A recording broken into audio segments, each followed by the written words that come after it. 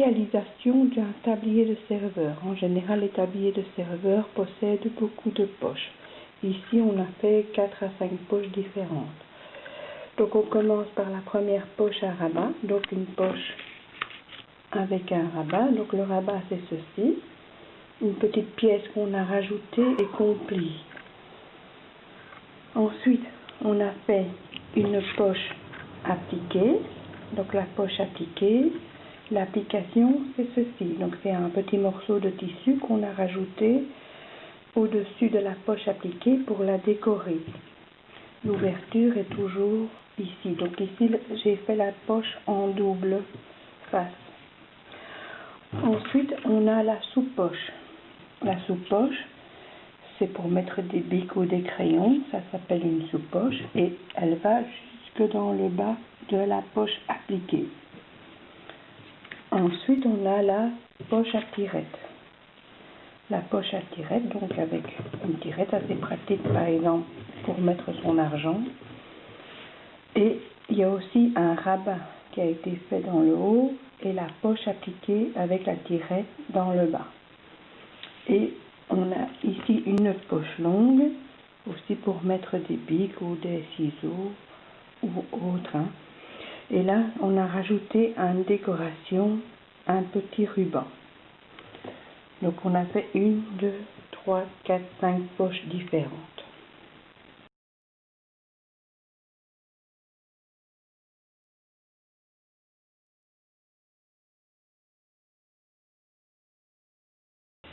Pour réaliser le tablier de serveur, il faut d'abord établir un plan et des patrons. Donc, on établit d'abord le plan des poches. Ici, par exemple, on a imaginé la poche avec le ruban, la poche avec la tirette, la poche avec l'application, la sous-poche et la poche avec le rabat. Donc pour cela, il faut faire des patrons. Donc les patrons, ici vous avez le patron de la poche longue avec le rappel du ruban. Donc pour ceci, il faut un ruban de 12 cm que l'on place à la hauteur des pointillés. Donc ça, c'est la première poche que l'on va faire. Ensuite, on a la deuxième poche, la poche avec la tirette. Donc pour cela, on a le deuxième patron. Ça, c'est le haut de la poche, ici qu'on a plié en deux. Et alors, on a placé déjà une première partie de la tirette. Donc, on pique sur la première partie de la tirette sur le haut de la poche. Donc, pour le bas de la poche, on a cette partie ici. Donc là, on va mettre la tirette dans le haut. Donc, on plie aussi 1 cm et on place la tirette. Donc, les deux vont se raccorder et être ensemble. Ensuite, on les posera sur le tablier. Après, on s'occupe du fond de poche. Donc, le fond de poche est aussi une grande poche, toute simple, qui va se placer en dessous de l'autre poche. Donc, celle-là, elle est simple. Il faut juste faire l'ourlet du haut pour le moment. Après, on a la poche avec l'application.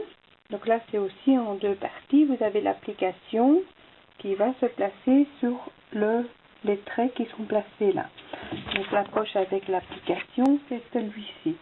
Donc ça, c'est la poche avec l'application. Donc on pique l'application, donc on plie les deux bords et on les pique sur ce trait-là.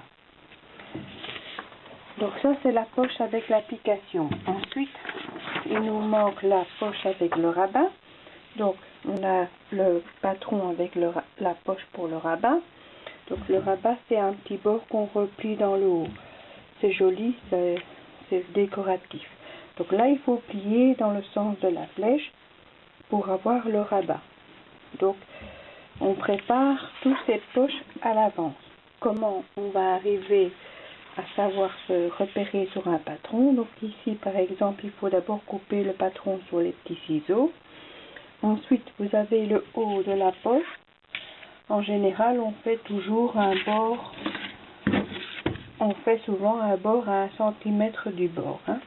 Un petit ourlet, double ourlet, 1 cm. Ensuite, on plie les trois côtés de la poche et alors on va piquer la poche à 1 mm du bord. Donc ici on a piqué à 1 mm du bord. Ça c'est le patron de la poche avec application. Donc avant ça, on a mis l'application sur la poche.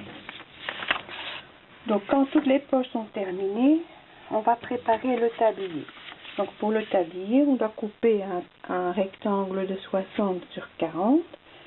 Et là, on va faire un double bord de 1 cm tout autour. Donc c'est tout simple, hein. Donc on plie 2 fois 1 cm et on fait une piqûre au bord à 1 mm, les 4 côtés.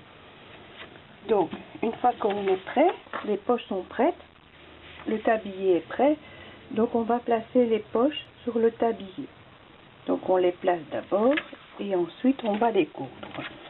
Donc ici j'ai commencé par la poche à tirette, la sous-poche, ensuite j'ai placé au-dessus la longue poche, donc je me suis posée au-dessus de la poche à tirette.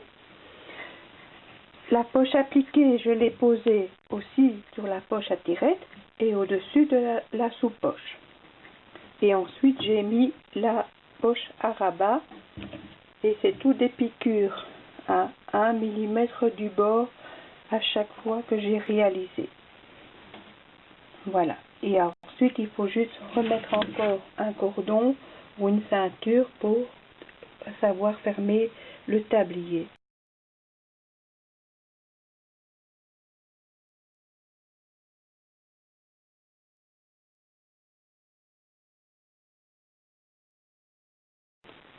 Pour le tablier serveur, nous avons aussi les fiches techniques explicatives des étapes à faire pour la réalisation du tablier.